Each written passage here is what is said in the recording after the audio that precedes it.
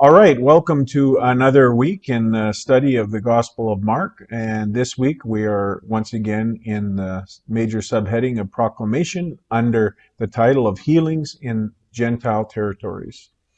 And so while most of the ministry of Jesus has taken place in the Jewish region around the Sea of Galilee, here Jesus has moved into the Gentile region of the Sea of Galilee, in maybe in part to get away from Herod's influence, but he is there.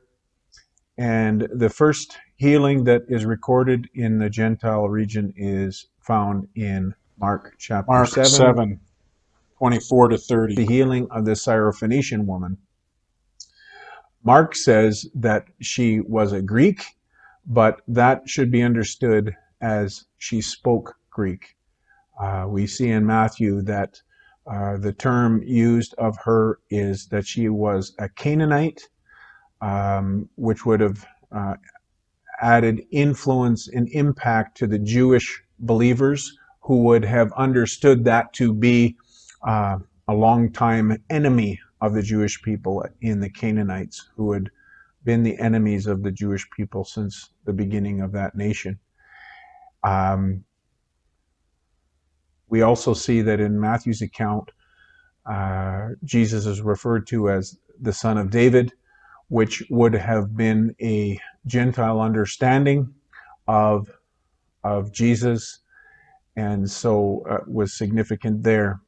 When this woman sees Jesus, hears about him in this home, she rushes to him and falls at his feet, and asks, in fact, begs that Jesus would heal her daughter. Jesus responds, "Why should I give the children's bread to the dogs?" And the woman is not deterred, but says, "Even the dogs receive the crumbs from the children's table." And Jesus says, because of that response, you may go, your daughter has been healed. And on the surface of this reading, it may look like Jesus is insulting this woman, but in fact, while he is affirming the primacy of the Messiah coming first to the Jewish people, this is also an affirmation that Jesus is also the Messiah to the Gentile people. And so, really, at a deeper level, he is opening up the ministry and kind of foreshadowing the ministry to the Gentiles that will begin in the book of Acts. The second miracle that we look at here in Gentile territory takes place in Mark 7, verses 31 to 36, and it's the healing of the deaf mute. Here, Jesus heads down to the Decapolis, a series of cities that would be Greco-Roman. They were not Jewish and would be Gentile in makeup. Jesus takes this deaf mute away from the crowd, and maybe to alleviate some of his anxieties, or maybe it is once again to keep his ministry as much as possible out of the public eye.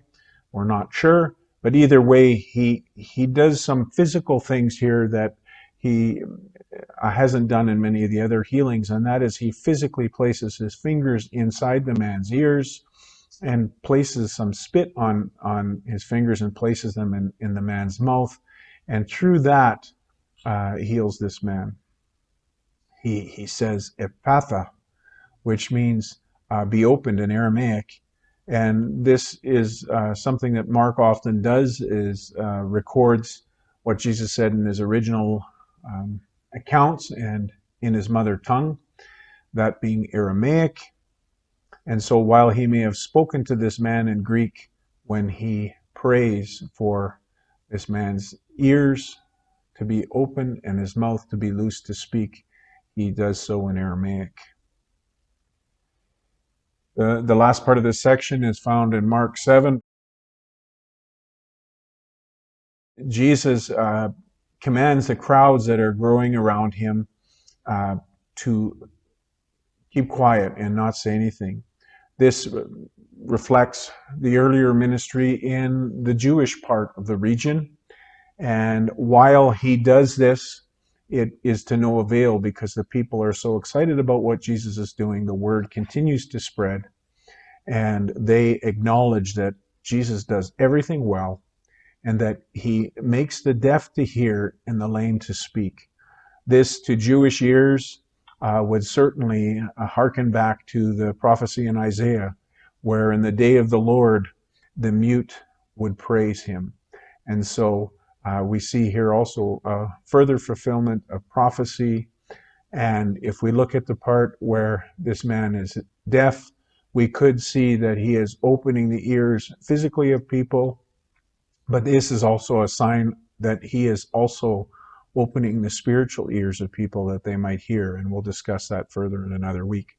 So that's all for this week. And we trust that this is beneficial to you, and we will see you again soon.